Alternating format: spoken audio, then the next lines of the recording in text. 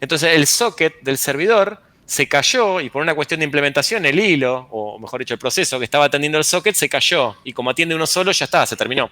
¿Sí? Esa es la razón. Que en ese momento no... Técnicamente el hilo no se cae, digamos, el hilo no se cae, el proceso sigue andando, el tema es que Ya cerró el hilo, claro. cerró el proceso de escucha, con lo cual está atado a un socket determinado, digamos eso, a una IP, a un puerto determinado del cliente, y como ustedes ya no están conectando desde ese puerto del cliente. Porque atiende uno solo, por eso. Ya lo atendió y una cuestión de código, ¿sí? El código siguió en la secuencia de código y ya pasó, digamos. Por eso.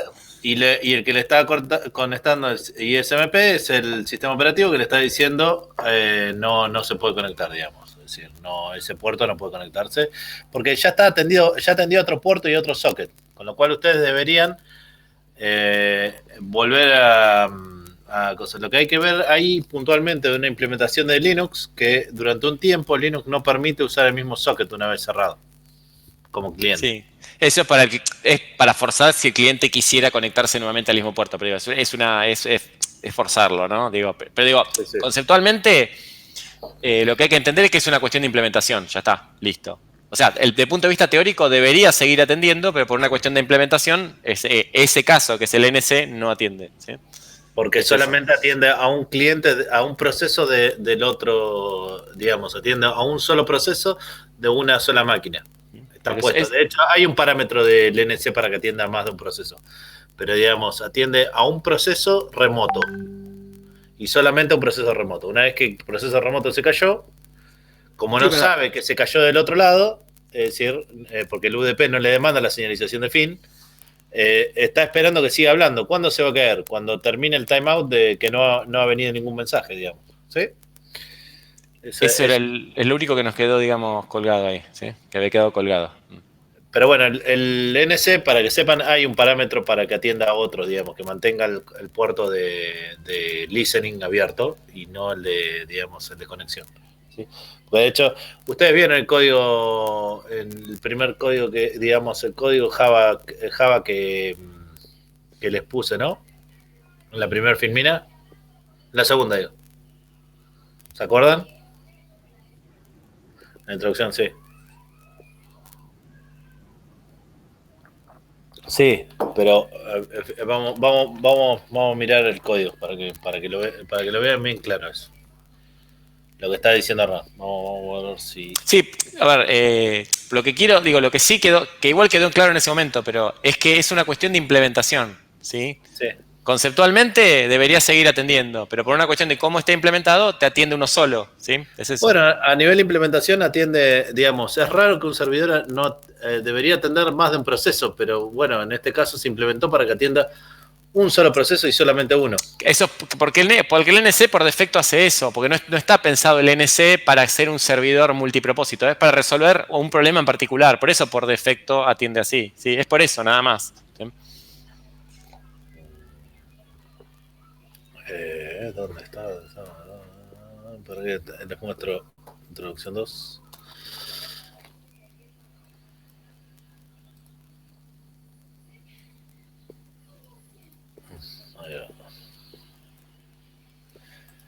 Lo que está haciendo para que lo vean en código, lo que está haciendo el NC. Que no está hecho en Java, no piensen eso, pero, Dios no lo permita, ¿no? Pero, está hecho en C, pero bueno, el concepto es exactamente lo mismo. Ahí comparto el escritorio. Permitir. Ven acá el código. El server lo que está haciendo es socket new y espera que atiendan. Cuando aceptó, ¿sí? Aceptó, lo que tiene que hacer es accept, print screen. Bueno, acá cierra el socket del server. Lo que está haciendo es, apenas termina de escuchar el cliente cierra el socket. ¿Sí? El server socket, después de este client, digamos, después de este que está acá, ¿sí? Lo que sigue es server close. ¿Me siguen? Entonces ya como no atiende más el server, no atiende más a otros procesos. ¿Sí? Igualmente este es Sí, monoproceso, con lo cual sí. no vuelve para atrás. Sí, Este tampoco atendería. igual este ejemplo es para TCP, pero es igual, funcionaría igual para UDP, digamos, sí, es lo mismo. Exactamente, es Sí, sí. exactamente lo mismo. La diferencia está, de hecho, lo único que ponen para que funcione acá le tienen que establecer que el protocolo es UDP nada más. Y lo que va a hacer acá, socket, digamos, close, lo hace apenas termina el client socket, ¿sí? Entonces, con eso, si ustedes lo quieren probar, lo único que tienen que hacer es que este close pase acá abajo y le va a hacer exactamente lo mismo que el NC, ¿sí? De la otra manera, no le va a contestar, le va a dar, creo que como está escrito acá, le va a dar un timeout porque nunca ustedes le aceptan una segunda conexión. ¿Me siguen? Este server no es multihilo, es single hilo, ¿sí? Pero como no aceptan una segunda conexión, muere en el close, ¿sí?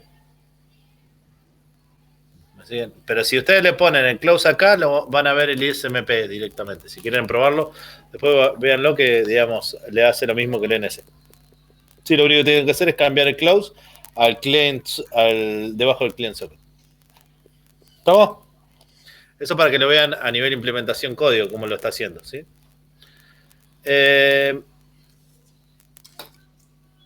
¿Dudas o consultas con respecto a eso? ¿Cuántos de ustedes trabajaron con multihilo? Pregunta. ¿Alguno trabajó en multihilo alguna vez? Sí, ahí está el tema. ¿Han trabajado y han trabajado atendiendo multisocket? No. En programación 3 solamente multihilo, no. Era para ver el tema de la concurrencia y cómo trabajar con zona crítica y eso, pero no con socket. Ok. No trabajaron nunca con socket. No. Excelente. Bueno, básicamente con socket es lo mismo que manejar archivos, pero el tema es que tienen que manejar un socket a la vez, así que cada archivo es independiente y un thread no puede usar el mismo socket, nada más. ¿Sí? Bueno, nada. Volvamos al TCP, de última después vemos si hacemos algo de eso. Bueno, TCP se considera un protocolo confiable y es de las tres operaciones básicas son seguimiento de segmentos transmitidos, acusa recibo y retransmisión por cualquier cosa si no tienen, ¿cómo se llama? Si no tiene, digamos, si hubo algún problema en el acusa recibo, ¿sí? Estamos a decir, si por alguna razón no llegó o llega o hay digamos, un NAC, digamos, es decir, digamos, si no hay una CK o no hay un NAC, digamos, que lo recibió en forma corrupta, lo retransmite, ¿sí? Es decir, cualquiera de las dos opciones, si hay un ACK o un NAC, digamos, en realidad no hay nunca NAC en TCP, lo que hay es lo que se manda es una ACK anterior, digamos, de un paquete anterior, ¿sí? Bueno, vamos a la cabecera. Fíjense que la cabecera es un poco más compleja. ¿La ven la cabecera? ¿Qué diferencia hay entre la cabecera TCP y UDP? ¿Qué aparece ahora?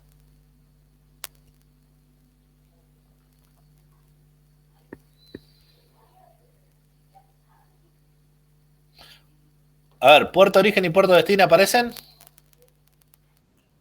En los dos casos sí. ¿Qué asocian esos puerto origen y puerto destino?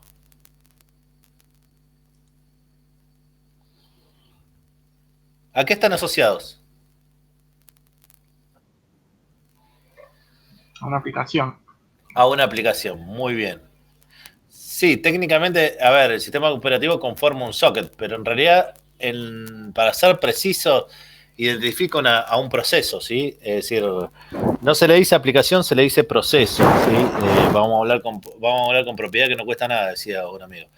Está asociado a un proceso, ¿sí? Entonces, Los puertos están asociados a procesos, ¿sí? Tengan eso en cuenta. Siempre la idea de los puertos es asociar los procesos remotos entre sí, digamos, las comunicaciones entre los procesos remotos. Y eso no se lo olviden nunca porque es esencial para cualquier cosa de acá al futuro. Digamos, a veces se olvidan de que los puertos no son más que asociaciones entre el paquete y el proceso, ¿sí? Es lo mismo que cuando le ponen a una carta, algo que envían por correo, el destinatario, ¿sí? Es decir, dentro de una casa puede haber más de un destinatario. Entonces ustedes tienen que indicar a qué destinatario. Después, obviamente, que como hace un traceo de qué es lo que se envía y qué es lo que se recibe, tiene que existir lo que se llama número de secuencia, ¿no? Este número de secuencia tiene que existir. Es una foto. Después tiene la posición de datos. ¿Eso por qué es? Porque puede existir opciones. Como existen opciones extras, digamos, tiene que haber una indicación de dónde están los datos. El relleno es porque las opciones, ¿sí?, tienen que ser de a 32 bits. ¿Sí? Es decir, digamos, los bloques estos tienen que ser de 32 bits. Eso para facilitar un montón de cuestiones, ¿sí? Es como un bloque para facilitar. Entonces hay lo que se llama relleno. Donde terminan las opciones hay que poner un relleno. Después tenemos flags, ¿sí? De hecho, hoy por hoy los nuevos TCP traen, digamos, las nuevas implementaciones de TCP traen más flags. Estos son los flags básicos. Es decir, hoy me voy a concentrar a explicarle el TCP básico. Después en la práctica vamos a ver cómo se extendió el TCP, ¿sí? ¿Me siguen?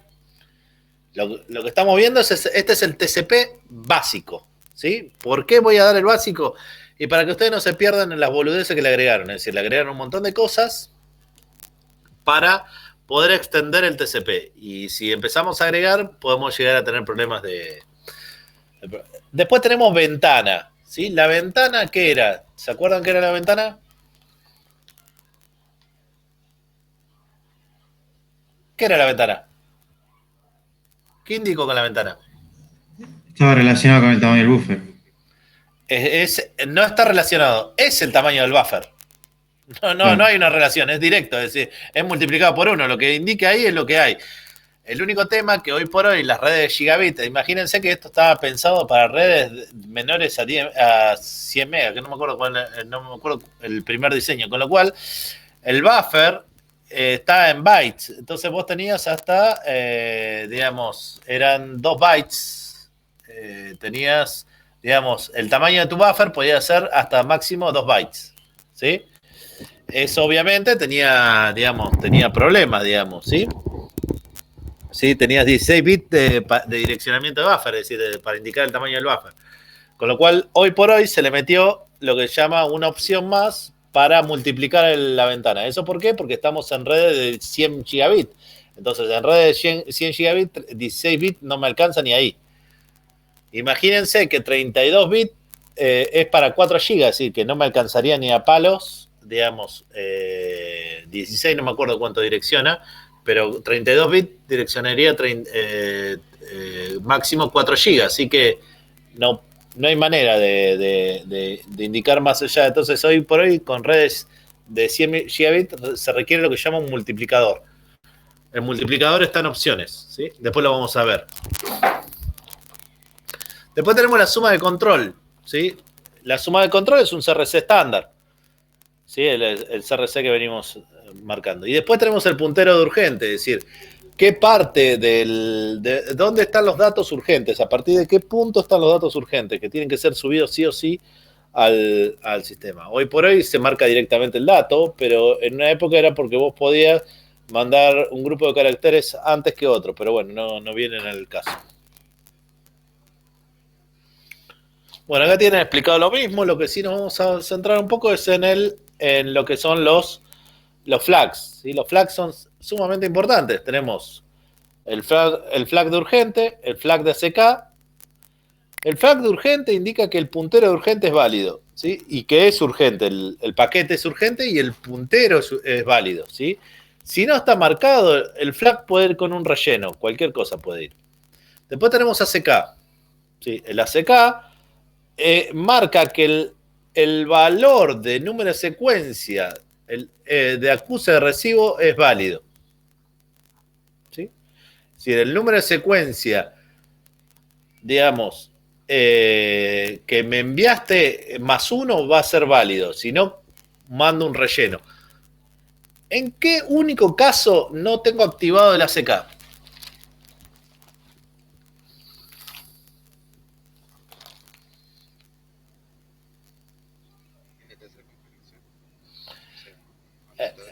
En los primeros 2 paquetes, porque no tengo, digamos, de hecho en el primer paquete, porque el primer paquete yo no tengo tu acuse de recibo. Entonces en el primer paquete es el único momento donde el flag de ACK no va.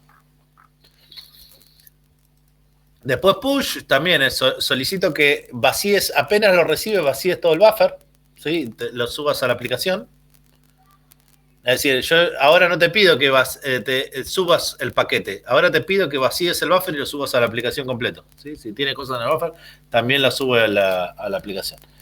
Y después tenemos reset, restablece la conexión. ¿Qué significa eso? Que directamente corta la conexión. ¿Sí? Un reset, te digo, corta y no me saludes. Después tenemos el sync, que es para saludar, para sincronizar los números de secuencia. Básicamente es se llama sincronización porque la idea es sincronizar los números de secuencia. Y el fin es para decir que cerramos la conexión, amablemente. ¿Sí? La diferencia entre reset y sync es que sync finaliza digamos, el flujo y el reset restablece la conexión.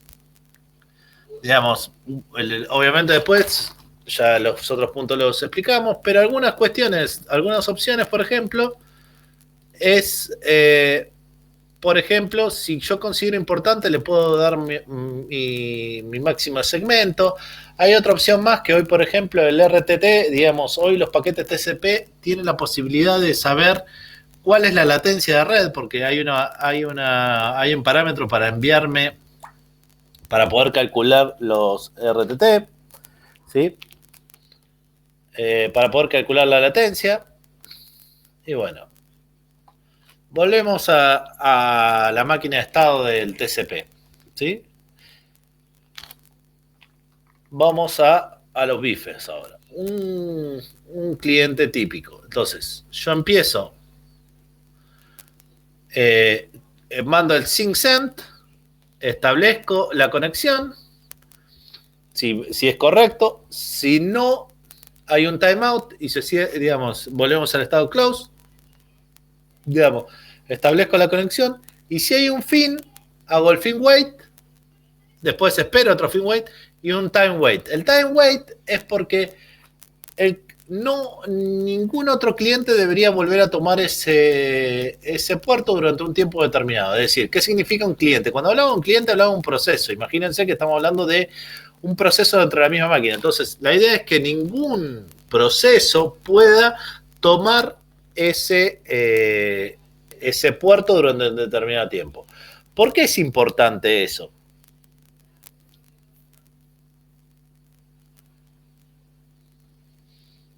Que ningún otro proceso pueda volver a tomar ese puerto durante un periodo de tiempo.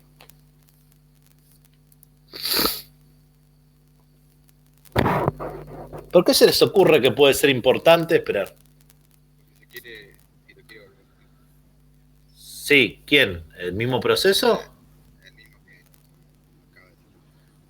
No tiene, en ese sentido no habría problema porque lo podría hacer.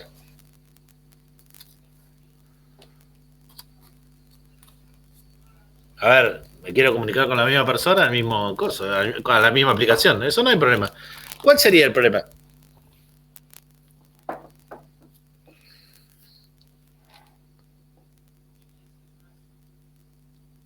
Imagínense que cuando se diseñó esto, los protocolos eran desencriptados, ¿sí? Con lo cual, nada me validaba el proceso del otro lado. Es decir, yo no tenía referencia de que el proceso del otro lado era un proceso único, ¿sí? Entonces, ¿cómo valido, digamos, cuál era el método de validación de que era ese proceso y nada más que ese proceso? Que esté en ese puerto que habían estipulado por ahí. Exactamente, que esté en ese puerto que estaban estipulados. Y si yo, por ejemplo, fuerzo a que un proceso se muera, ¿sí? A ver, porque yo lo tomo como digamos, lo tomo como exclusivo a ese archivo, ese socket, entonces nadie lo puede tomar. Entonces, ¿qué hago? Si yo soy una aplicación maliciosa, lo que hago es esperar que vos te conectes, pases tus contraseñas, y lo que hago es asesinarte. ¿Y después qué hago yo? Tomo ese socket. Del otro lado, ¿tiene manera de saber si soy yo o es otra persona? Supónganse que estén en UDP. Y no. No tienen manera de saberlo. Entonces, el concepto de... No, en UDP igualmente no tiene time wait, pero porque no tiene máquina de estado. Pero en TCP, digamos, yo podía iniciar la conversación sin el sync, así que no tendría manera de saber si soy yo o es otro proceso, porque en realidad la única manera de identificar el proceso es a través del puerto. Entonces, si yo en ese puerto, ¿sí?, yo lo vuelvo a ocupar, el proceso, digamos, antes de que el server cierre, yo podría hacerme pasar por otro proceso. Y eso no se quiere, digamos, ya se conocía ese ataque. Entonces el time wait está especialmente diseñado para ese problema, de que ningún otro proceso, darle tiempo al server a que cierre el proceso del otro lado. ¿Sí? Bueno, lo mismo pasa con esto. ¿Sí? El server hace un listen, le manda un sync, se establece, close wait, espera la conexión, espera el último CK y una vez que te cierra. ¿Por qué no es necesario que el server tenga un time wait? En cambio, el cliente sí.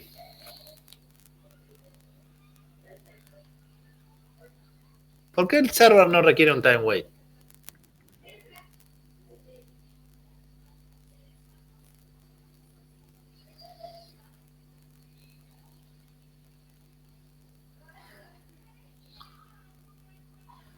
¿Por qué? ¿Alguien tiene idea? El cliente, conceptualmente vamos a ver qué hace. El cliente, el server, ¿en qué modo está? Listen, bárbaro. El server, ¿se puede comunicar con otro? ¿Puede iniciar algún establecimiento? Le tienen que... Con lo cual, él está ocupando el puerto ese, ¿sí? Ese puerto lo está ocupando él. De hecho, la única manera que haya un time wait, de hecho hay un time wait, si ustedes quieren matar un server e intentan levantar un server en el mismo puerto, le va a dar error. Hay unos 30 segundos de demora. Pero, digamos, eso siempre y cuando el server muera. En realidad el server tiene una cuestión de loop. El server siempre queda esperando un loop. ¿Estamos? Queda en loop. ¿Sí? Entonces, no tiene time wait porque está ocupando ese puerto. Entonces, por lo general, no se dice que el server tiene un time wait. ¿Sí? El time wait existe, de hecho, porque es parte del sistema operativo cuando vos le tirás un close completo al server. Sí, porque porque acuérdense que el server tiene dos sockets, el de escucha y el del cliente. Cuando una vez que se conecta, arma un socket nuevo. ¿Sí? ¿Ven ese detalle? Vamos al código. Fíjense un detalle. Ustedes tienen server socket y client socket. ¿Lo ven a eso? Exactamente. Son dos sockets. Uno está esperando conexiones y el otro se usa para comunicarse.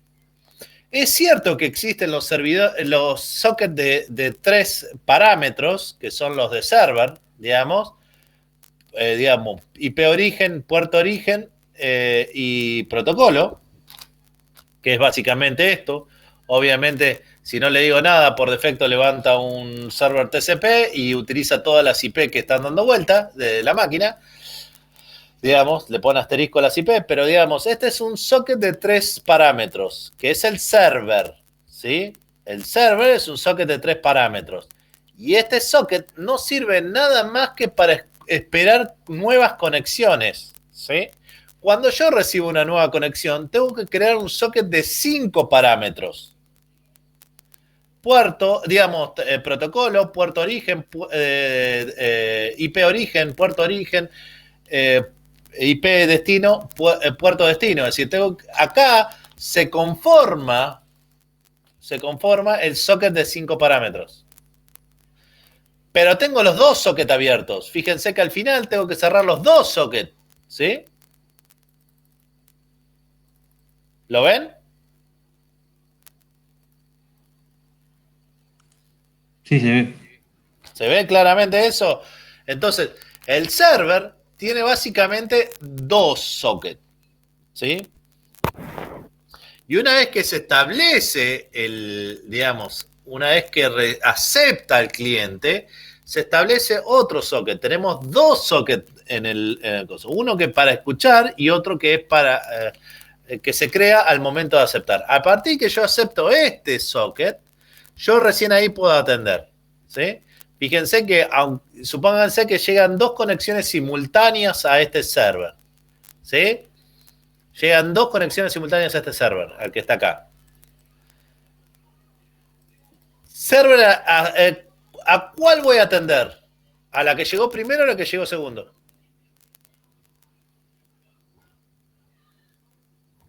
Este código.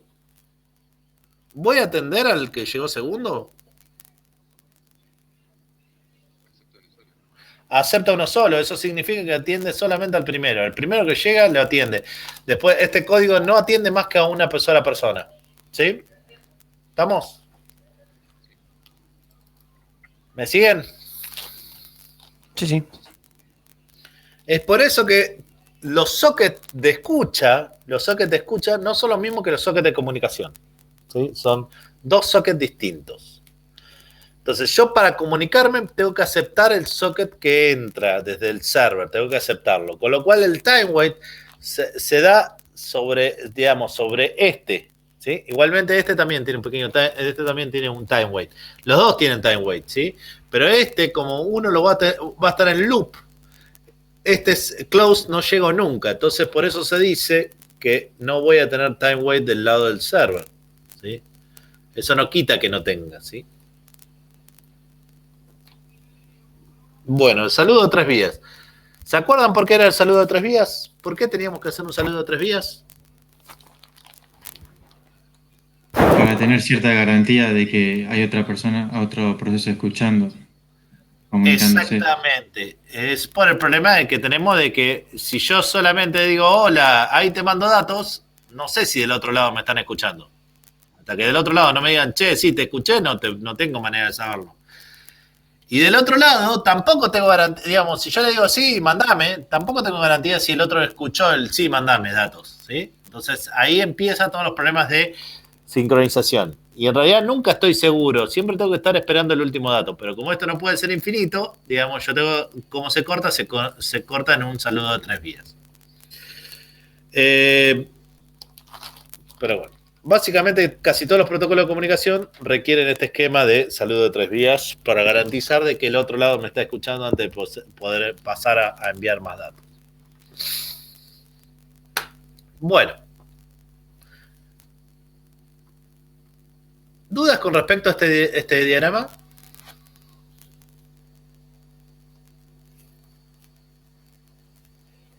Recuerden que actualmente TCP nuevo integra estos dos mensajes, ¿sí? Igualmente, casi todas las pilas TCP aceptan este mensaje o aceptan el mensaje integrado, ¿sí? El del saludo, el de finalización. Finalización, digamos, son 3 o son 4. Cualquier pila acepta, pero la vieja, digamos, si ustedes se van a la RFC 700 y pico, saluda en 4 mensajes. Bueno. Concepto de ventana. Cuando estamos hablando de concepto de ventana, estamos hablando siempre de mi buffer con respecto al buffer del otro. Es decir, mi buffer de salida con respecto al buffer de llegada del otro. Entonces yo tengo ¿cómo se llama? Mi buffer y el buffer del otro lado. Entonces, yo tengo una ventana que es la porción de mi buffer que voy a ir mandando. ¿Sí? Obviamente, si yo tengo para mandar 3 paquetes y del otro lado dice, mirá, tengo un buffer de 4, obviamente mi ventana va a ser de 3, porque no tiene sentido que mi ventana sea de 4, ¿sí? Porque no voy a estar mandando más allá de lo que tengo que mandar. Pero si del otro lado me dicen que yo tengo 6 y me dicen que tengo 4, yo tengo una ventana de 4 que se va a deslizar sobre mis 6 datos. ¿Y cómo se va a deslizar? ¿Sí? Yo tengo 6 datos para mandar y me dice que la ventana es de 4. ¿Sí? ¿Cómo se va a deslizar mi ventana sobre esos 6 mensajes? Esos 6 paquetes.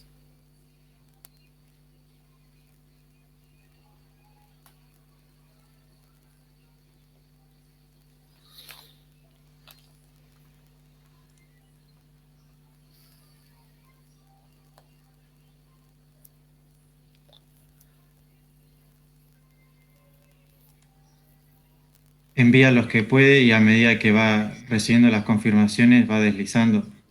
Va mandando el siguiente, exactamente. Imagínense que en este caso, por alguna razón, el receptor de alguna manera le dijo, mandame 3 paquetes, ¿sí? ¿Me siguen? En este punto, Sí. mandado 3 paquetes. Entonces, yo tiro, digamos, le mando 1, 2, 3 paquetes. ¿Sí? Les mando 3 paquetes.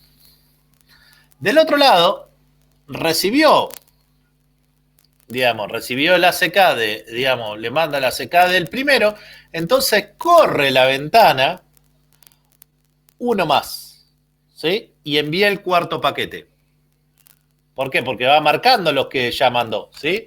Entonces, yo voy mandando los que voy, digamos, los que no tengo marcados como enviados, pero la ventana es para ver cuáles tengo que enviar, ¿sí? Sí. Es como que la ventana me mantiene el control del buffer del otro, ¿sí? Entonces, le mando el cuarto, ¿sí? Acá le llegan el 2 y el 3. Entonces mando el 5 y el 6. Y así sucesivamente puedo estar todo el santo día, ¿sí?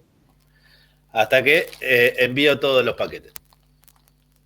Tengan en cuenta 2 cosas. En realidad lo que se suele hacer es que estos 3 paquetes, hay lo que se llama lazy timeout, que es un de milisegundos, es decir, está en el orden de los milisegundos, porque eso lo saca a partir de un cálculo de la latencia que hay. Digamos, lo que hace es tratar de llevar una latencia de 10 veces, digamos, donde espera una cierta cantidad de paquetes para poder enviar, digamos, una cierta cantidad de milisegundos para enviar para decirle, para mandar un solo ACK y no tener que mandar 3 ACK. ¿Me siguen?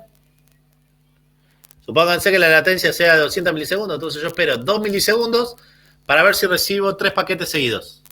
3 o 4 paquetes. Entonces mando un solo ACK. Eso es un timeout de lo que se llama lazy ACK, digamos, ¿sí? Perdón. Hola, sí. ¿Quién dijo perdón? No, yo, 2 milisegundos, no, 2 segundos, espera. No espera 2 segundos. ¿No dijiste 200 milisegundos Si la latencia de son latencia? 200, bueno, es 100 veces el tiempo. Es decir, por lo general se elige claro. un término por 10 veces menos o 100 veces menos. Supongamos que elige 100 veces menos. Pero eso ya depende del algoritmo. Digamos, ese tiempo de lazy depende mucho del algoritmo, con lo cual no, digamos, te puedo decir un número como tirarte un número, pero por lo general es un número por debajo de 10 veces la latencia. ¿Por qué? Porque en electrónica todo lo que esté por debajo de 10 es despreciable, ¿sí?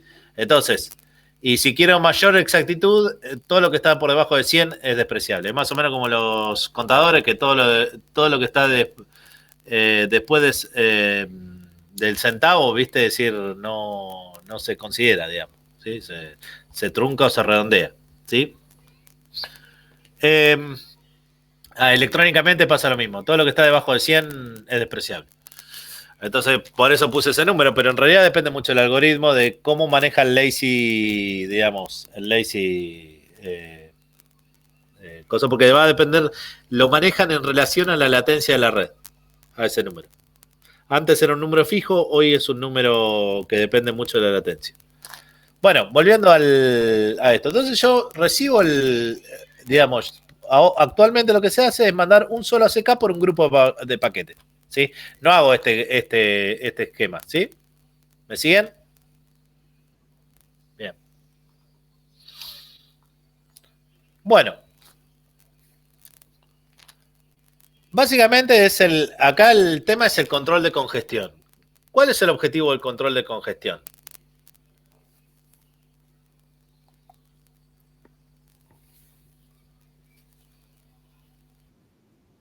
No, el objetivo. ¿Cuál es el objetivo del control de congestión? Si yo tengo una red de 100 gigabit y le tengo que mandar a algo que está en una red de 1 megabit, ¿qué va a pasar? Si no tengo control de congestión. Lo podrías saturar. ¿Cómo? Lo podrías saturar, no de abasto. Exactamente.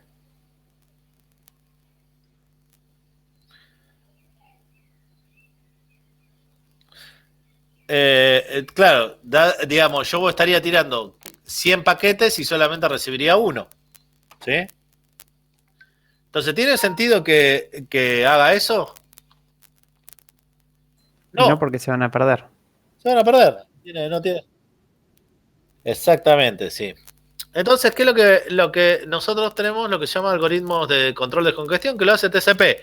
En UDP, ese problema lo tenemos que controlar nosotros. Sí, es un dolor de cabeza, como ustedes lo escuchan, sí. Sí, en UDP, si ustedes eligen UDP, ustedes tienen que controlar que si ustedes le están mandando un paquete, digamos, le estén mandando paquetes a una red de 1 gigabit, a un paquete de 1 megabit, tienen que ustedes controlar no mandarle los 100 gigabit, ¿sí? Entonces, el control de congestión lo hace TCP. ¿Cómo lo hace básicamente? Históricamente lo hace con arranque lento y evitar congestión. Hoy en día existen otros algoritmos, pero vamos a empezar con esto. Después en la clase práctica les voy a tirar otros, pero no vienen al caso, ¿sí? Más que nada para que ustedes sepan que hoy por hoy se maneja de otra manera. Y después, digamos, con estos dos algoritmos controla la congestión, digamos, que yo no le mande 100 veces más paquetes de lo que el otro requiere. Ahora los vamos a explicar. ¿Y cómo me entero que hay congestión? Y básicamente por dos temas. O porque hay timeout, o porque hay duplicados ACK, ¿sí? O lo que se llama fuera de orden. O me estoy recibiendo paquetes fuera de orden. Si yo tengo timeout, es porque el otro lado no me está escuchando o hay algún problema en la red, ¿sí? Es decir, entonces tengo que esperar a ver qué está pasando. Si hay duplicados, ¿qué me está indicando si hay duplicados?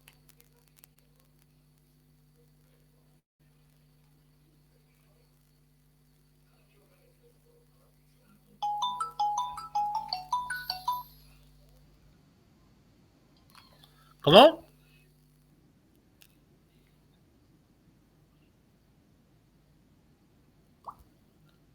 Claro, técnicamente, digamos, hubo un timeout de por medio,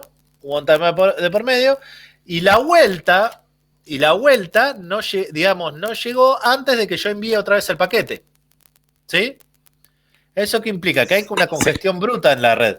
¿Se acuerdan que yo les comenté que, porque vimos unos duplicados, que no era el objetivo tanto de la práctica que hicimos, pero les comenté que los duplicados están relacionados con los timers y el cálculo de los timers, ¿sí? Lo que pasa que, bueno, todavía no habían visto control de flujo, por eso no avanzamos, ¿sí? Pero justamente era por eso, ¿sí? Imagínense esto, yo tengo un timer de 1 segundo, ¿sí? Pasado el segundo, vuelvo a enviar el paquete, ¿sí? Si la ida y vuelta tarda 1 segundo 10, ¿qué voy a recibir? Voy a recibir el ACK del 1 y después voy a recibir otra vez el ACK del 1. Se me duplicaron los paquetes. Eso es una bruta congestión. ¿Sí? Y después tengo otro más, ¿sí? Que es que ACK fuera de orden. Eso significa que del otro lado me están mandando correctamente los ACK, ¿sí? Me están mandando correctamente los ACK y yo los recibo fuera de orden. ¿Sí? ¿Eso qué significa? Que los routers, digamos, me están desordenando la vuelta, están yendo por distintos caminos y hay caminos más rápidos que otros. Entonces recibo más rápido ciertos paquetes que otros. ¿Sí? Sí, fíjense que TCP tiene un trabajo que es complicadísimo, porque TCP está en la capa 4, no sabe qué hay en la capa 1 y en la capa 2. Eso es importante entender. Y tiene que abstraerse de todo esto. Entonces, ¿cómo sabe TCP si lo que hay debajo es un enlace inalámbrico que efectivamente pierde paquetes, un enlace con mucha latencia, donde no recibe respuestas porque hay latencia? ¿Cómo sabe separar las dos cosas? Porque es fundamental para poder reaccionar a estos dos problemas hay que reaccionar de forma diferente, pero no lo sabe TCP, ¿se dan cuenta? Porque evidentemente el modelo en capas le prohíbe saber qué hay debajo. ¿Se entiende esto? Entonces, claro, tienen que corregirlo con 3 parámetros. Timeout, ACK duplicados o ACK fuera de orden. En realidad, actualmente los nuevos algoritmos agregaron también un cuarto parámetro que es el RTT. ¿Sí? Con 4 parámetros yo tengo que hacer todo el control de flujo. Y obviamente la ventana del otro lado, es decir, que el algoritmo, hoy por hoy, uno de los problemas que hay es que las ventanas son tan altas que las saturaciones del control de flujo se dan básicamente por el canal, ¿sí? Es decir, los problemas del canal. Entonces, imagínense que los buffers están preparados para redes de gigabit. ¿Sí? Mínimo están preparados para redes de 10 o gigabit. Es decir, los Linux o los Windows están preparados para trabajar en redes de 10 gigabit o redes de 100 gigabit. ¿Sí? Entonces, hay que entender que es un problema, digamos, que las redes, los buffers están preparados para ese tipo de redes con latencias muy bajas. Entonces son enormes los buffers. En cambio, digamos, cuando nosotros navegamos por internet, ¿qué pasa? Los buffers son enormes con respecto a lo que yo voy a hacer. Así que no suele haber problemas de ventana, ¿sí? Excepto que yo quiera controlar la ventana para que no me saturen a mí. Es decir, bueno, vos no sos un cliente mío, entonces te doy 50K de transferencia. Y morite. ¿Cómo lo controlo? Con la ventana. Sí, eso sí. Pero básicamente la mayoría de los algoritmos, el control de ventana no es tan grave como el control de timeout, duplicados y latencia. ¿Sí? Ese tipo de cuestiones son las que hoy por hoy le dan más preponderancia al algoritmo que los mismos buffers. ¿Me siguen ahí? Eso lo digo porque si agarran el Tenenbaum le da mucha preponderancia al buffer, a la ventana y todo este tipo de cosas, cuando hoy la mayoría de los problemas de los algoritmos de TCP pasan por otro lado, pasan por el canal, ¿sí? Los problemas que puedo encontrar en el canal, la saturación del canal. Con control de congestión viene a manejar todos los problemas del canal, es decir, paquetes corruptos, paquetes perdidos, paquetes duplicados, todo ese tipo de problemas, ¿sí? ¿Me siguen? Sí. Comprende que hoy las ventanas están preparadas para redes, hoy por hoy deberían estar preparadas para redes de 100 gigabit con una latencia muy baja, porque en realidad estarían conectados casi punto a punto, ¿sí? Entonces los buffers están recontra preparados para cualquier cosa, digamos. Pero en una red de Ethernet eso no pasa, ¿sí? Es decir, en una red, digamos, WAN, eso no pasa. Las latencias son enormes, con lo cual los buffers pueden estar recontra saturados. Bueno, ¿cómo maneja el control de flujo históricamente? ¿Sí? Lo que se llama slow start. ¿Sí? ¿Qué es lo que hago? Mando un paquete y espero que me mande la CK. Entonces lo que hago es, mando 2 paquetes y espero que me mande la CK. ¿Después qué hago? Mando 4 paquetes y espero que me mande los 4 ACK. ¿Sí? ¿Me siguen? Sí, ¿Estamos? Bueno, ¿esto hasta cuándo va a pasar? ¿Hasta cuándo va a pasar esto?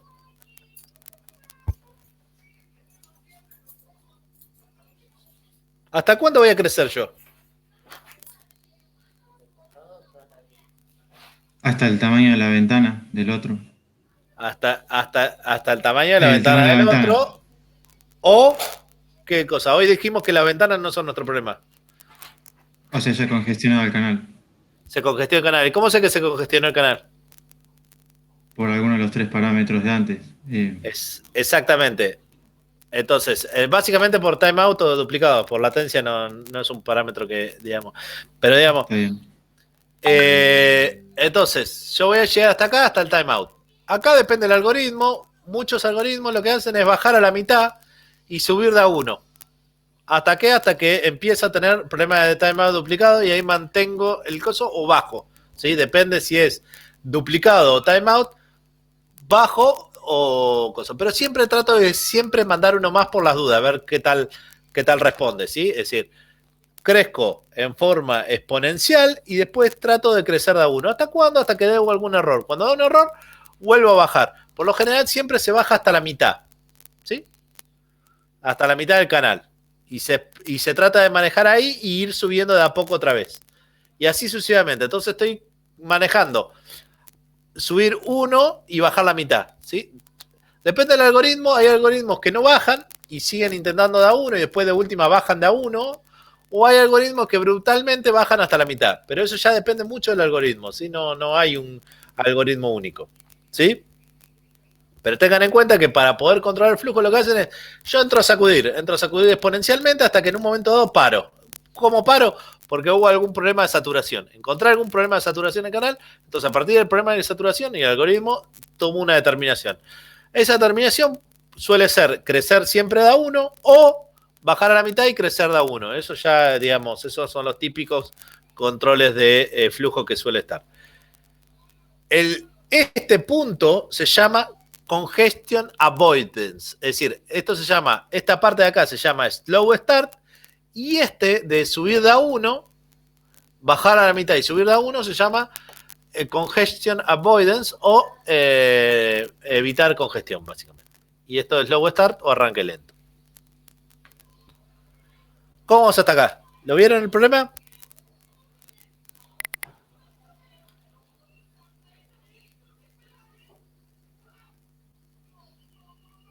¿Hola? ¿Hola? ¿Me perdí? Sí. Ok. Bueno, vamos al concepto de NAT. ¿Qué es el NAT?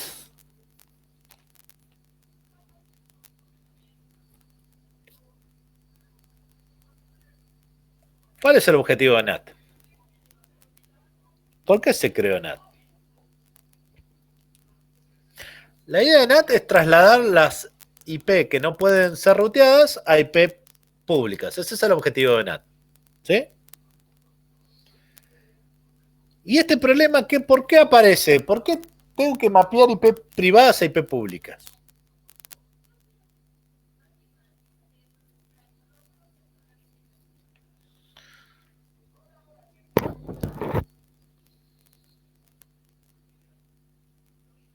Por ahí como pasa en una casa que varios dispositivos comparten una IP pública al exterior.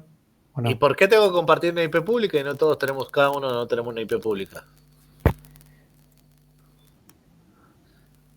No tiene que ver con eso. Porque en realidad IPv4 fue inventado en los 70 y fue pensado para Estados Unidos solamente. ¿Es porque hay poquitas? No, es porque Felipe es pobre y tiene una sola IP en su casa pública. Claro, No exactamente. podés tener Yo acá en varias. casa tengo 4 o 5. Ah, Sí, para mí solo. Porque yo soy. No, soy magnate, por eso. Pero una Felipe, para no, la heladera. Una claro, para... sí. claro. Hernán, no te equivoques, yo tengo claro y tengo IPv6, una por cada uno de mis dispositivos. Yo tengo IPv4 y con suerte funciona el 50% del día. Bueno, jódete. Sí, hay publicidad descubierta, sí. Por lo menos por los próximos 3 meses que me bonifican el uso. Sí, nada, cuando me empiecen a cobrar ya no lo voy a querer tanto.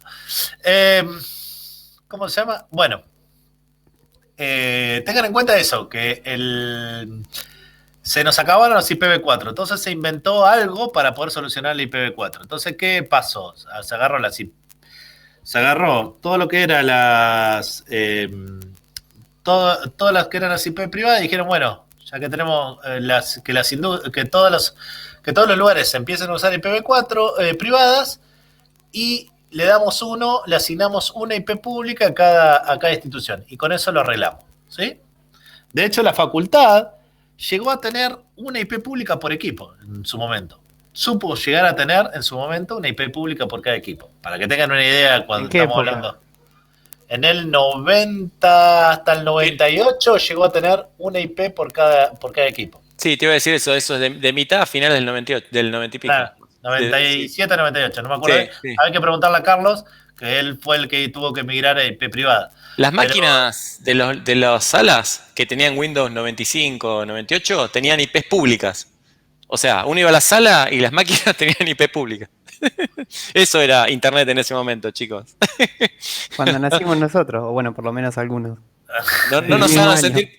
Felipe, nos están haciendo sentir viejos, me parece. Sí, hablamos en gris nosotros, ¿viste? Sí. Destiñe gris nuestro sí. Internet recuerdo. Pensar que yo lo llegué a ver a eso. De hecho, uno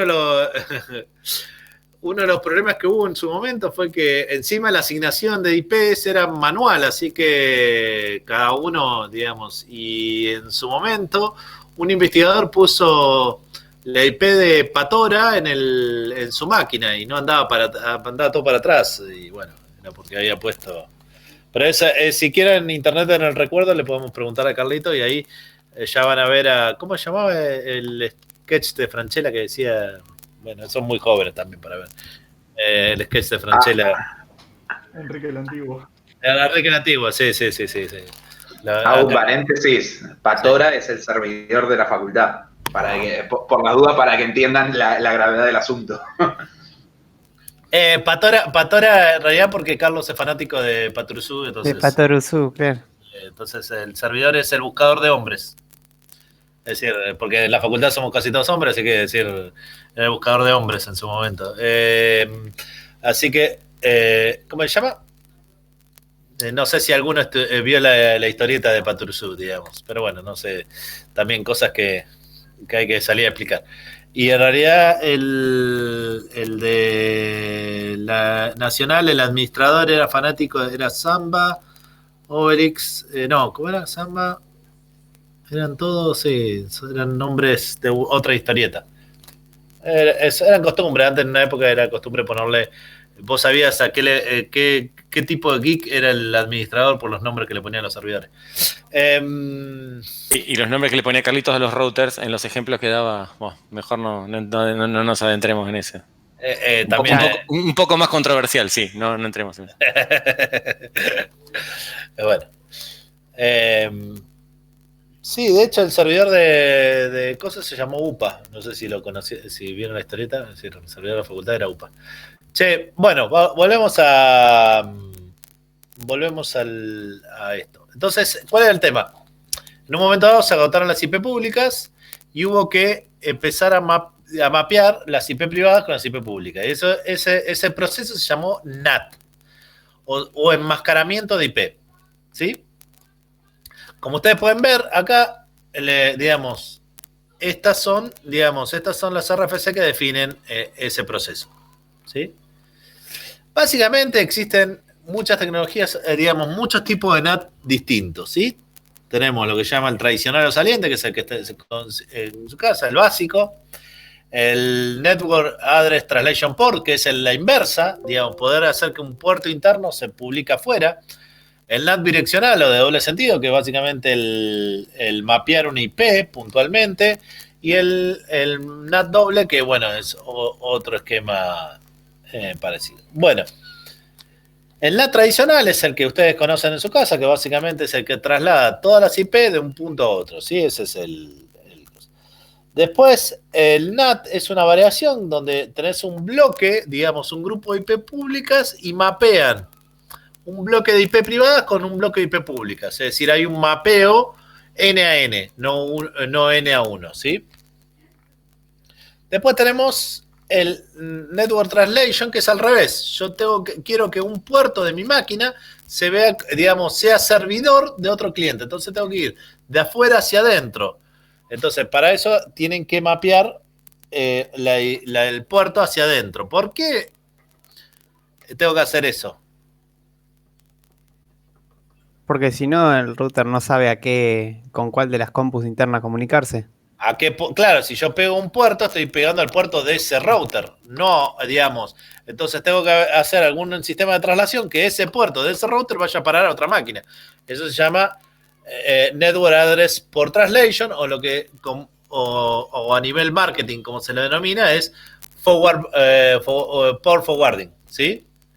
Y no solo no vas a ver a qué máquina comunicarse, no vas a saber con qué puerto de la máquina, porque claro, ojo que miren que no necesariamente el puerto público es el mismo que el puerto privado. Ah, eso es verdad. Yo desde mi máquina puedo exponer el puerto 666 y que en mi router el que se exponga es el 80. Entonces vos te conectás al 80, pero en realidad a mi máquina está llegando por el 666, por ejemplo.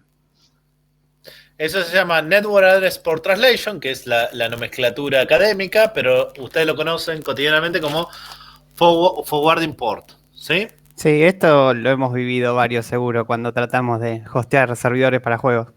Sí, bueno, hoy por hoy todo eso se hace con UPnP. ¿Sí? UPnP, los routers traen todo un protocolo de UPnP para que eso lo haga automáticamente la aplicación. ¿Sí? La aplicación puede comunicarse con el router a través de UPnP y pedirle que un puerto determinado y habilitarle ese puerto determinado. Obviamente, en una empresa, el UPnP debería estar como deshabilitado, ¿sí? Porque eso para todo. Y sí, porque le estoy permitiendo a cualquier atacante a hacer que, digamos, suponete que yo le tomo la máquina a un atacante y le digo, bueno, ahora me voy a poner como servidor y vos podés venir a buscarme y activarte acá. Por lo menos que sea un cliente, no sé si me sigue. Pueden entrar de cualquier lado, o sea, si por Universal PNP pueden, UPnP pueden entrar desde afuera, o sea, vos estás abriendo agujeros en el firewall de conexiones entrantes, si querés. Es una locura, básicamente, ¿se dan cuenta? Estoy permitiendo servidores, estoy permitiendo a todos que sean servidores. De hecho, es un dolor de cabeza de los malware. Los malware viven abriendo puertos y por UPnP te abren un montón de puertos y vos de afuera mapeas tu IP externa y vas a ver un montón de puertos abiertos. O sea, UPnP es una mala idea en general, digamos. Lo único bueno que tiene es la facilidad de configuración para el usuario. Es conveniente. Claro, es como siempre. Es como entrar como administrador en la máquina con Windows. Es muy cómodo, pero es una mala idea, digamos. Ese es el punto, ¿sí? O sea, digamos, gracias a eso, PlayStation, Xbox y todo ese tipo de cosas pueden tener la calidad de servicio que tienen. ¿Sí? Y lo hacen solo automático y ustedes ni se enteran de todo ese tipo de cosas. Si no, la otra que tienen que hacer es, tienen que utilizar lo que se llama ICE o TUN. Sí, STUN. Que son protocolos para hacer agujeros en los NAT. Pero no anda con todos los protocolos, el protocolo tiene que armar en UDP porque no funciona bien con TCP. Sí, no es transparente, digamos. No es completamente transparente. En cambio, un PNP lo pueden hacer con TCP, UDP, Pindorcho, no importa, es decir, el protocolo que a ustedes se le encanten. ¿Sí? Un PNP permite un montón de aperturas a cualquier protocolo, ¿sí? Cosa que el STUNT o el ICE, que son los dos tipos de protocolos para hacer agujeros en los NAT, funciona básicamente con UDP. Sí, por eso lo usan básicamente para comunicaciones de video y de sonido, porque básicamente funcionan con UDP. ¿Estamos? ¿Me siguen hasta ahí? Si hay tiempo más adelante, voy a dar una pequeña clase de ICE Tune para los que juegan y quieren crear juegos. Eso es muy útil. Bueno, el NAT bidireccional básicamente es que las sesiones se pueden iniciar desde cualquier máquina de pública hacia cualquier máquina de red y viceversa. Es decir, que yo pueda pegarle a una IP y a una máquina y viceversa. Y el doble básicamente es muy similar al bidireccional. ¿Cómo se llama? Pero se puede manejar con otro, digamos, puede llegar a tener colisiones de direcciones, es un poquito más complicado. Y multihorn, ¿sí? ¿Cómo se llama? lo puede hacer por IP y puerto y pegarle al otro. Digamos, es... ¿cómo se llama? La idea es encaminar. El multihome se usa básicamente cuando ustedes están con servidores, digamos, tienen un grupo de IP y atrás tienen una granja de servidores de IP privada, ¿sí? Entonces ahí tienen que manejar multihome, que es básicamente tener un grupo grande de IP públicas y ustedes balancean sobre las IP privadas. ¿Cómo lo balancean? Bueno, eso ya es otro cantar, es otro protocolo. Linux resuelve todo esto con un comando llamado contractd. Fíjense que ahora tienen que mantener estado de conexión. El NAT obliga, porque esto es básicamente tener un traqueo de la conexión. El NAT obliga a tener un traqueo de la conexión. ¿Sí? Cosa que antes el ruteo no necesitaba mantener estado. Es decir, el paquete va para allá y va para allá. Ahora va para el puerto y va para el otro puerto. Es decir, redirecciona completamente. Con lo cual, ahora mantiene estado. Eso requiere que para poder manejar NAT requiere un RAM ahora. Cosa que un router antes no requería RAM. El único RAM que necesitaba era para la configuración. Con lo cual ahora obligan al router, cuando ustedes abren el NAT, a manejar estado. Eso significa que el router ahora puede manejar una N cantidad de conexiones. Para que tengan una idea, un MikroTik, estamos hablando de hoy, un MikroTik nuevo maneja 4096 conexiones. Está bien, para una casa es una enormidad la cantidad de conexiones esa, pero tengan en cuenta que para una empresa ustedes tienen que fijarse ahora qué router van a poner a partir de la RAM que tienen para poder saber cuántas conexiones pueden soportar simultáneamente. Cuando digo simultáneamente, también tienen que considerar los tiempos de muerte, digamos, es decir, de muerte de la conexión, porque tienen que, como están manteniendo los estados, tienen que manejar timeouts de las distintas conexiones. Entonces, digamos, ustedes tienen una N cantidad de conexiones y eso ya tienen que agarrar el manual, digamos. Si yo les digo, tenemos 100 clientes y cada cliente va a tener 100 conexiones, digamos, bueno, estás en 1000 conexiones simultáneas, estás en 100, no, está bien, 100 y 100, estamos en 10.000 conexiones. Entonces, un MikroTik chico no te sirve. Va a empezar a rechazar conexiones. Pero rechaza conexiones por culpa de que requiere tener RAM. Por culpa de que los usuarios usan mucho torrent. Porque si usan menos torrent, no necesitan tantas conexiones, ¿no? Pero bueno, les comento porque ahora, digamos, cuando ustedes están en una empresa, ahora también, cuando vean el router, tienen que ver qué cantidad de conexiones soporta a partir de las conexiones que tengan ustedes simultáneamente. Bueno, las conexiones se identifican en forma unívoca, ¿sí? Con una tupla. Es decir, tengan en cuenta que ahora yo no voy a salir con el mismo puerto de origen que la persona adentro. ¿Por qué? Porque como estoy manejando varias máquinas, puede pasar de que entre una conexión, digamos, de una IP con un puerto y venga otro IP puerto con el mismo puerto cliente. Entonces yo no puedo salir con el mismo puerto cliente. Como tengo que asociar procesos, digamos, tengo que asociar conexiones. La salida pública van a tener puertos distintos. Por lo general tienen puertos distintos. Es muy raro que un NAT mantenga el mismo puerto que tiene adentro. Entonces directamente le cambia el puerto cliente a la conexión. Entonces tiene que tener una tabla de mapeo, ¿sí? Las direcciones ISMP se mantienen con, digamos, el ID de petición, porque el ISMP genera un ID de petición y se la mantiene con el ID de petición. Y el resto, básicamente, por IP origen, IP destino y protocolo. Tengan en cuenta que hay protocolos que no tienen el concepto de puerto, tienen otro concepto para identificar procesos. Entonces, con esos protocolos van a tener que manejar otras cuestiones, ¿sí? Tengan en cuenta un par de cosas. Primero, el NAT viola el modelo arquitectónico IP, ¿sí? Porque la idea del IP es identificar una máquina con un IP. Es lo mismo que los, ¿cómo se llama? Que los country. Los country violan con la urbanización, digamos, la identificación de urbanización estándar de la ciudad. Un edificio viola la identificación estándar de una ciudad. ¿Por qué? Porque hay una unidad extra, digamos.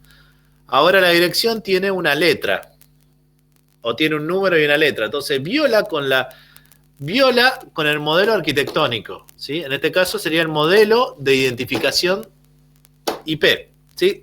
Que es básicamente una IP. De hecho, IPv6 viene a resolver eso porque puede llegar a identificar una máquina en un metro cuadrado en la Tierra y en el Marte, ¿sí? Si yo uno la cantidad de metros cuadrados de la Tierra y de Marte, puedo identificar una máquina dentro de un metro cuadrado. ¿Sí? Digamos, el equipo NAT tiene que mantener estado ahora. Esto es algo crítico. ¿Por qué? Porque mantener estado me obliga a tener RAM. ¿Sí? También viola el concepto de que ahora la capa 3 tiene que tocar capa 4. Capa de ruteo toca capa 4. ¿Por qué toca capa 4?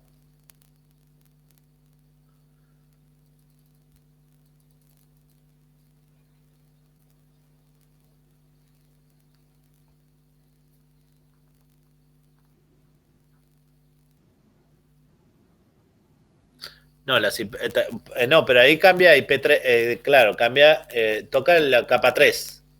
Pero no solamente no se queda contento con cambiar capa 3, sino cambia capa 4 también.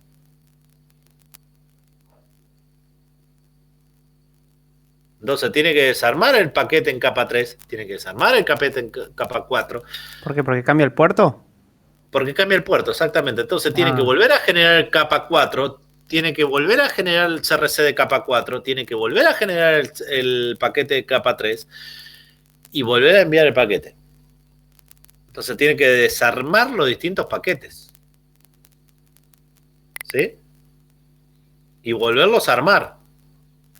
Está bien, hoy por hoy eso se hace algorítmicamente y de hecho el hardware hoy por hoy ya viene preparado, hay hardware que ya viene preparado para NAT también, pero tengan en cuenta que lo tiene que hacer, pierde tiempo, si lo hace por software, tiene que volver a calcular el CRC.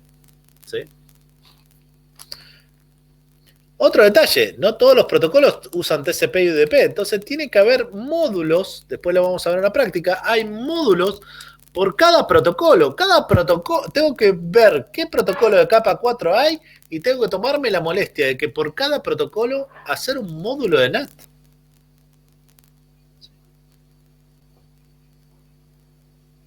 ¿Estamos? Y no solamente eso, sino hay protocolos de capa 7 como el FTP y el H323 que no funcionan con NAT tradicional. Entonces hay parches de NAT para esos protocolos.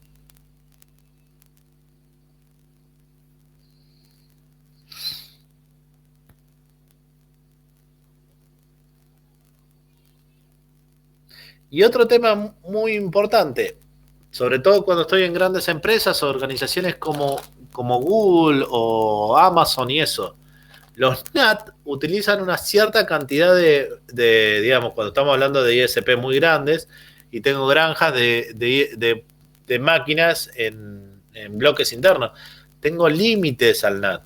El NAT tiene límites. ¿Por qué? Porque tengo 65.536 puertos. Entonces puedo mantener un número de NAT. No me acuerdo por qué puse este número. Sinceramente no me acuerdo, me tengo que fijar otra vez porque tiene un límite, tiene una razón de ser de este límite. Pero tiene un límite. El NAT tiene lo más importante de este punto que quiero que planteen es que tiene un límite de cantidad de puertos. ¿Sí? Bueno, ¿cómo se hace un NAT? En Linux es muy fácil, lo único que tengo que decirle es tirarle esta orden y decirle que rootee, ¿no? ¿Sí? Y... Sí, digamos, ahí, ojo porque el PPP, digamos... bueno, sí, el PPP... sí, para que sepan, digamos, nada más que... Esto es la interfaz de salida, digamos, lo que le tengo que decir es qué interfaz de salida y que voy a enmascarar todo lo que salga de esa interfaz. Y lo mismo puede pasar, por ejemplo, ese NAT es para decir de una IP determinada a otra IP, digamos, digamos, esto es un bloque de IP, digamos, si yo tengo más de una IP pública, yo puedo tirarle a un grupo de IP pública, ¿sí? Y hacer al revés, es decir, si yo quiero a un puerto determinado, acá le digo, por ejemplo, todo lo que venga al puerto 80 lo tire a la IP interna con este puerto interno. ¿Sí? Esto es para mandar todo el tráfico a un puerto determinado. ¿Sí? Esto lo vamos a ver más en detalle en práctica. Bueno, el último concepto de firewall, ¿sí?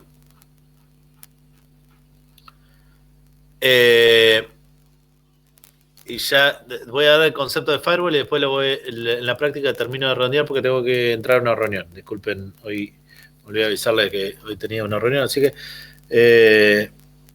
tengan en cuenta cuál es el objetivo de un firewall. Antes del NAT, el NAT es como aplicar seguridad por ocultación, ¿sí? Eso es el NAT. El NAT no da seguridad, da seguridad por ocultación. ¿Por qué? Porque desaparecen ciertas cuestiones. Ahora, el firewall es el que nos da seguridad, porque es el que filtra todos los paquetes que nosotros no queremos, ¿sí? ¿Cuál es el tema de los firewall? Los firewall, por lo general, no son firewall de aplicación. Son firewall de capa 1 y de capa 3 y capa 4, básicamente. Es decir, filtran por capa 3 y por capa 4. Es decir, yo tengo que identificar las conexiones dentro de esas dos capas, ¿sí? Después hay firewalls especiales que son firewall de aplicación. Los firewall de aplicación son todos aquellos que entienden los protocolos que hay sobre la capa superior. ¿Sí? ¿Me siguen?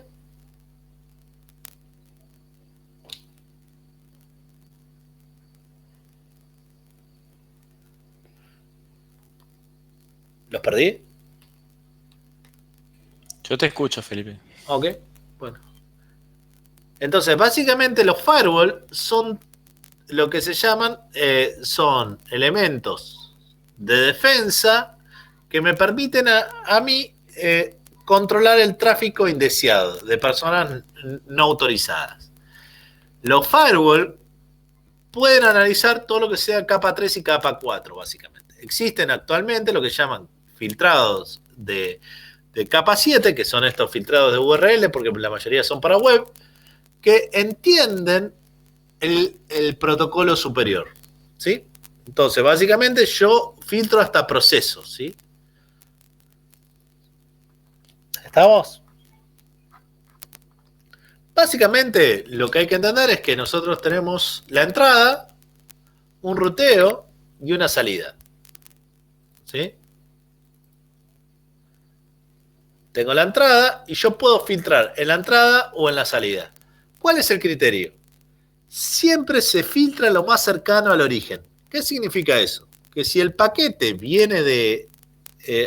hay que entender que este input también se da para el otro lado, es decir, tengo mi organización interna y mi organización externa. Entonces, por lo general, yo trato de eliminar el paquete lo antes posible. Ese es el concepto general del firewall.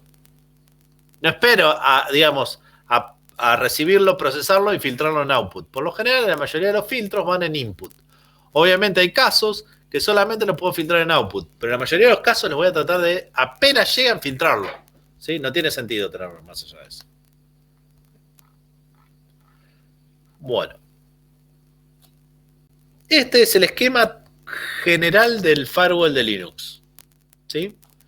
Obviamente yo no pretendo que se estudien esto, yo lo que quiero mostrarles es que hoy por hoy los firewall tienen una complejidad muy alta. Nada, les quiero marcar eso. Porque tienen un área donde marcan paquetes, otra área donde manejan toda la parte de NAT, de recepción y traslación de lo que viene de afuera hacia adentro, y después tienen todo lo que tiene que ver con NAT hacia afuera.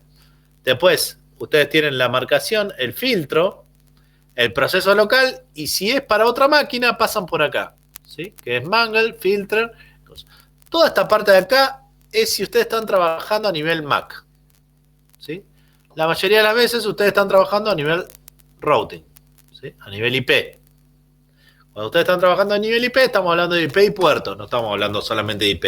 ¿Por qué? Porque llegan a nivel TCP/UDP, ¿sí? Pero ustedes básicamente se manejan siempre en la parte verde ustedes. Y este también, ojo que este es un esquema bastante simple porque hay esquemas más complejos todavía los firewall, porque los firewall se complejizan mucho, ¿sí? Con lo cual en realidad hay un área de marcación, ustedes el paquete pasa por un área de marcación donde ustedes marcan por algún detalle, un área de nateo para trasladar las cosas a la red local o a la red externa, después tienen el área de ruteo para tomar la determinación hacia dónde va, si a local o a otra máquina. Si va a local, ustedes tienen el área de filtrado acá o el área de filtrado. Acá hay otra área más de filtrado que es cuando el proceso sale del proceso local, digamos. En esta área de output, ustedes también pueden controlar qué proceso es exactamente y qué usuario lo hizo.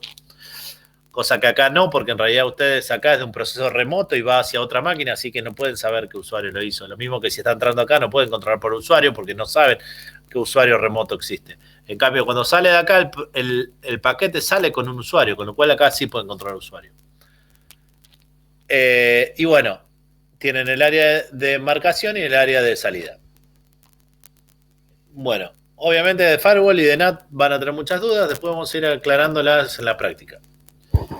¿Dudas con respecto a TCP? ¿No? Bueno, con respecto a firewall y a NAT, calculo que deben tener un par, pero los vamos a ver puntualmente después en la práctica, ¿sí? Bueno, chicos, si no tienen alguna otra duda de NAT, nos estamos viendo la clase que viene. El viernes.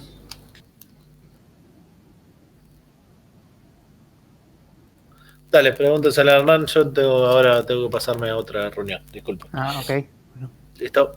Suerte. Suerte. Chao, hasta luego. Igual a Hernán lo van a tener que esperar un cachito, pues justo se iba unos minutos. Sí, unos minutos. Ahora vuelve, pero si no lo tienen acá Franco que le va a poder... Espero poder ayudarlo, pero